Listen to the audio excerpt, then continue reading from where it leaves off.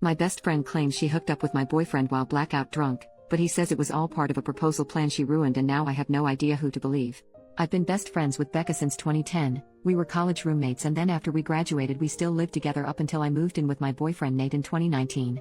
One thing about Becca is that she's always had a drinking problem for as long as I've known her, and she's done stuff while drunk that has sometimes caused problems in our friendship. She does try to stay sober, but every few years something will happen to make her start drinking again, which is what happened earlier this summer. So last Saturday Becca called me because she was drunk somewhere and needed a ride home. I couldn't go pick her up because I had the flu and I was on cold medicine, so Nate went to get her instead. A couple of days after that I started noticing that Nate was being weird with his phone. Normally he leaves it out on the coffee table if we're watching TV or whatever, but he started putting it face down so I couldn't see what notifications he was getting. My first thought was that he was trying to plan a surprise, and because of the timing, I thought that maybe Becca was helping him. Yesterday I saw Becca and I told her that Nate was being sneaky all of a sudden, and I asked her if he said anything about maybe proposing soon. She asked me if I looked through his phone and I said no. Becca started crying and told me that she and Nate hooked up in his car the night that he came to pick her up. Her excuse was that she was really drunk and didn't fully know what she was doing. She said she'd been texting him since, telling him that he needed to tell me what happened or else she was going to. I asked Becca to show me the texts, but they were all in the app Signal, which deletes messages after a day, so all I could see was that she and Nate had a chat thread but nothing that they said. I told her to text Nate in front of me so I could see what he said and she did, but we got no read receipt and so no response at all, so it didn't prove anything. I asked Becca if she was sure she wasn't so drunk that she maybe imagined it or thought a dream was real, and she absolutely lost her crap on me and said that she knows that she's horrible when she drinks but that she's not freaking delusional and she doesn't make shit up. She said that I could believe her or not and it's my choice, but she was telling me the truth. I said I needed to go home and talk to Nate. So when I got home I confronted Nate with what Becca had said, and he acted shocked and denied that anything like that had happened at all and said he didn't know why she'd think so or say so. He said that he had just given Becca a ride home and the only thing that happened was that they talked about how he and I had been together for a long time and how we should get married already. He admitted they were talking on Signal the next couple of days, but he said that it was about exactly what I thought, that he was asking her about engagement rings and what kind of proposal I would want. Nate replied to Becca's message from before asking her if she made up a story about them hooking up to not ruin the surprise about his proposal, and she texted him back that there was no proposal and to stop playing dumb. So then Nate called her pretending like I wasn't in the room and told her that she needed to stop whatever she was trying to do, because we were on the verge of breaking up and he'd rather just have the surprise be ruined, but Becca just kept telling Nate to stop lying until he got angry and hung up on her. I really didn't know what to think and I still don't. Right now Nate is really upset and not really talking to me much. He says that it's bad enough that Becca acted insane and ruined his plan to propose, but it's even worse that I believed her lies even a little and would think that he would ever cheat on me. Becca texted me saying she was sorry, but otherwise I haven't talked to her either. I don't want to think that Nate would cheat on me or that he'd take advantage of Becca if she was that drunk, but I feel like I can't be 100% sure because I've known Becca for 13 years, and I also just can't believe that she'd lie to me about something this important. And I know that she does have a drinking problem, so I can believe that she'd sleep with my boyfriend if she was drunk out of her head. She's done some pretty awful things in the past when she's been drunk. I don't want to wrongly accuse Nate of something he didn't do, but I don't want to be an idiot either. Relevant comments. Someone asks what OP wants help with. Sleuthing ideas. Who is more believable? Revenge, etc. OP. I think what I initially wanted was just a sounding board for who sounded more believable. But someone gave me the tip that you actually can recover messages from Signal, so when I have a chance later tonight I'm going to try to do that to see if I can get some actual proof of what happened. But so far I haven't talked to anyone else about this though. I really just don't want to spread around what did or didn't happen to the rest of my friends or family without actually knowing for sure. Commenter number 2. What else has Becca done to you while drunk? OP. So in the past when she's been drunk, Becca's blacked out and started fights with me or other people. She'll say really out of line insulting things. She's kicked people out of our apartment because she didn't remember inviting them in. She's accused me of stealing clothes from her because I was wearing an outfit that looked like something that she also owned, that kind of thing. She's never hooked up with anyone that I was dating, but she's definitely hooked up with guys that she knew I was interested in. Commenter number 3. Who has the greater motivation to lie here, Nate or Becca? OP. Becca did have a big problem with Nate when we first got together, and she was really upset when I moved out of our apartment to move in with him.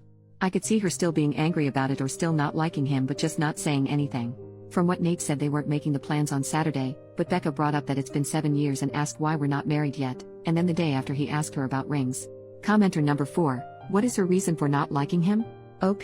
So at the time she was in one of her longest stretches of being sober and she said that I was abandoning her for some guy when she needed my support the most. And then when I moved out, she tried to make it out like she wouldn't be able to stay sober without me living with her, and Nate basically had to step in and point out that she couldn't stay sober anyway, so to stop guilting me. Commenter then said, it's possible she blames you for her current drinking, and Nate saying he wants to propose triggered her anger for some reason. OP. Everything you say here makes sense to me.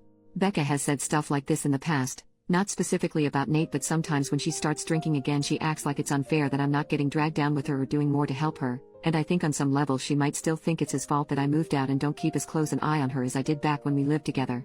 I don't know if she'd really go as far as to lie about something like this just for that reason. I really hope she wouldn't, but I could completely believe that she feels like this.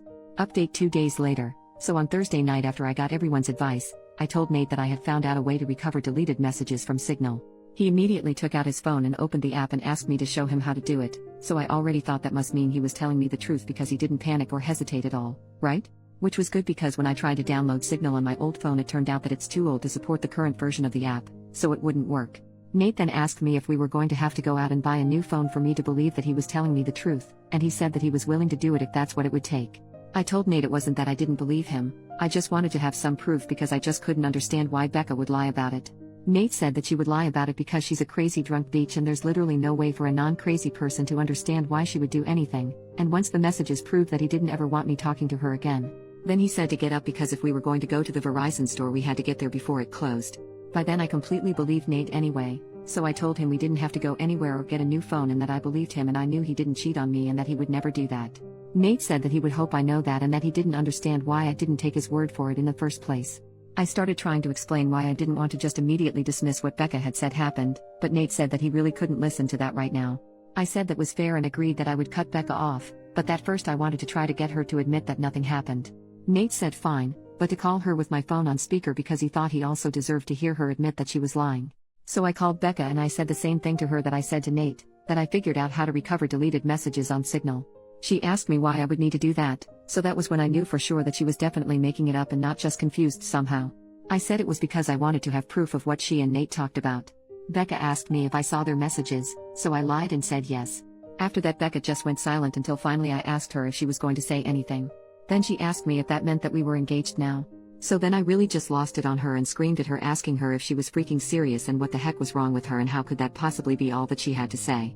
Becca started screaming back telling me to freaking calm down and about how obviously I never believed her anyway because it's not like we broke up over it.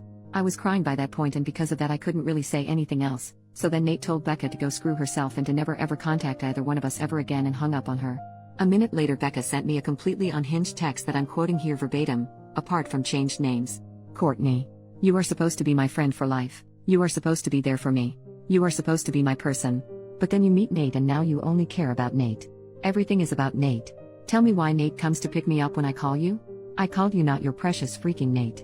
I only want you to see how screwed up this is, but do you? No. Of course you don't. Of course you choose Nate over me like you always do and like you always will. You pretend to care about me but I can see you don't care. It is pathetic, Courtney. You are a pathetic woman who would choose a man over a friend. But since you can't say it yourself I will. Since you have to have your sweet perfect little baby Nate do it for you I will. Goodbye, Courtney. Is that what you want? Goodbye forever. I hope you freaking got what you freaking want. There were the 3 dots after that showing she was still typing more, but I blocked her before she sent it. I don't care about anything else that she has to say. I'm sure it's all just going to be more bullcrap about why this is my fault or justifications about why what she did wasn't that bad and I should forgive her. I know Nate is probably right and there's no non-crazy logic behind why Becca would stoop to doing something like this, but obviously I've still been thinking about it and my best guess is that whoever said that Becca still blames me and Nate, apparently mostly Nate, for her being a drunk mess who can't get her life together is right. It seems like she somehow thought that if she said she hooked up with Nate, I'd break up with him but still want to be friends with her and then everything would magically be fixed. As far as stuff with Nate, I asked him if he thought he could ever forgive me for doubting him and he said that since I came to my senses and I cut Becca off he guesses we can try to put it behind us. I don't think he's still going to propose anytime soon. After this I probably wouldn't if I was him. And from what Nate said he didn't actually do any planning yet other than asking Becca about rings and if I'd think a public proposal was tacky or not. All he was doing so far was trying to get ideas without me knowing he was talking to her about it. So just based on that I think probably it's not going to happen for a while if it still does at all.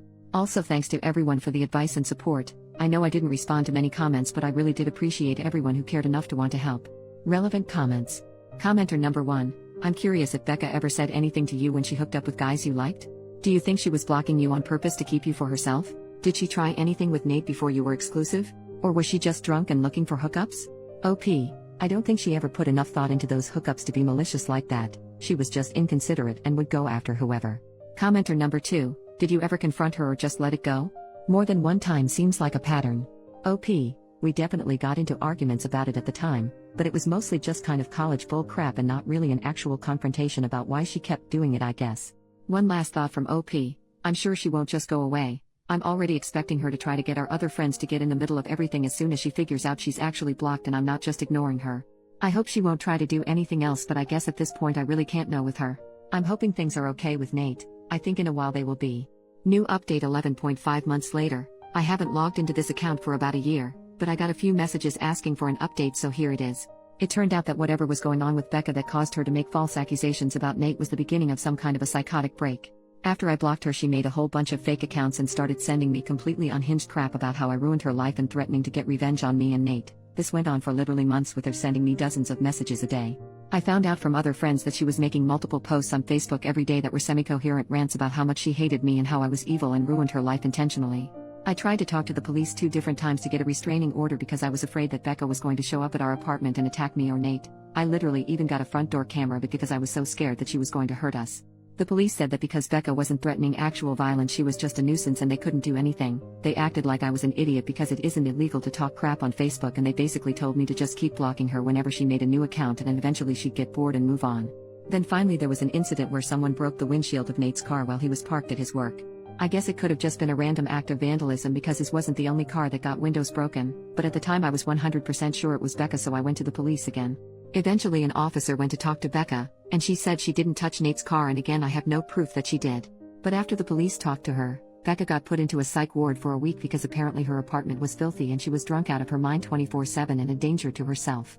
I have not heard anything from Becca after she left the psych ward. I don't know if she was diagnosed with something or if she's medicated now or what. I found out that she moved in with her dad, who thank God lives in a different state. I look at her social media every so often to make sure she's not posting about me again and that she's nowhere around me. I haven't mentioned Nate much in this update, and that's because we're no longer together. He broke up with me after the windshield incident because he couldn't handle being constantly harassed by Becca, and to be honest I don't think he ever forgave me for not taking his side immediately when everything started. It really hurt, but I can't blame him. I tried to talk to him about fixing things between us after Becca was gone, but he just wasn't interested. So that's that. Life goes on, I guess.